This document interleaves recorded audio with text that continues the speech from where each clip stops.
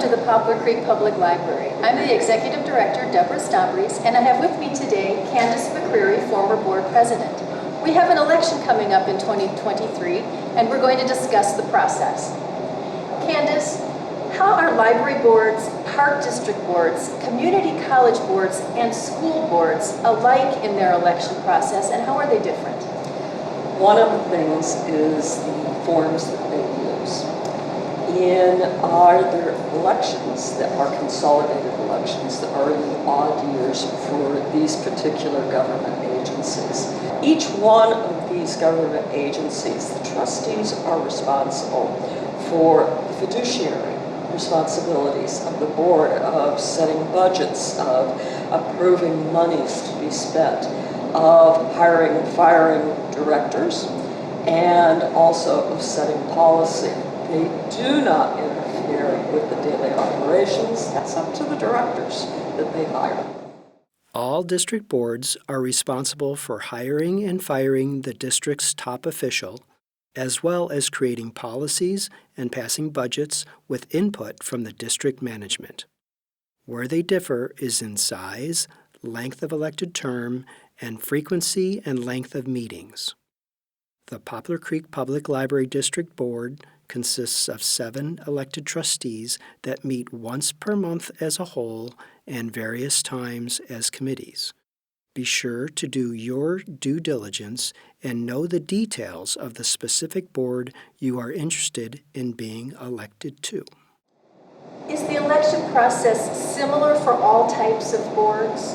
When you look in the guide, it will tell you how many signatures you need and what type of petition form you need. Each one of them has their own petition sheet. The 2023 election guide is available for download at www.elections.il.gov. Different districts require varying numbers of signatures. The Poplar Creek Public Library District candidates must collect a minimum of 50 signatures. They must also complete a statement of economic interest, a statement of candidacy, and sign a loyalty oath. Most forms must be turned into the library between December 12th and December 19th, 2022. The Statement of Economic Interest is filed with the County Clerk's Office. What are the qualifications for the various board positions? It varies, and that's one of the things that you can see in this candidate's guide, what the qualifications are for each one of these different government agencies, as well as the forms that you need. To run for the Poplar Creek Public Library Board, you must live within the boundaries of the library district.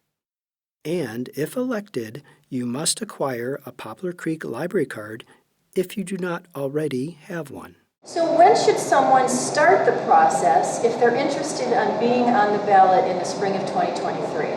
July-August timeframe, the candidate guide will be posted online by the Secretary of State.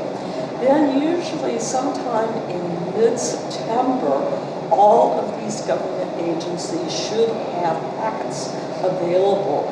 They're called petition packets, and each one should have either the forms that you need for that particular government agency, or they may put it online on their websites. It just depends. There's also a clerk who is the responsible person that you can contact for each one of those government agencies. To run for the Poplar Creek Library Board, you may pick up a packet at the library on the second floor beginning September 20th.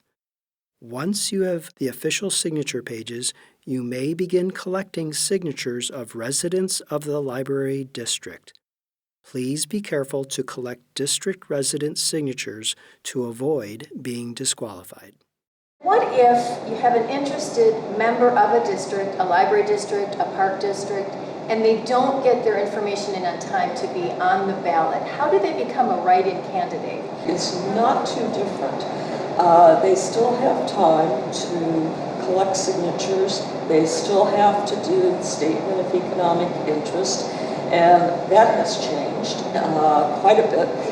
but you do have to do it. That's the one thing that usually knocks people out, because they'll do it and turn it into the government agency without realizing that they have to actually take it through the county clerk and have them certified. Write-in candidates must also file with the county clerk to be considered a valid candidate. Thank you for your time, Candace McCreary.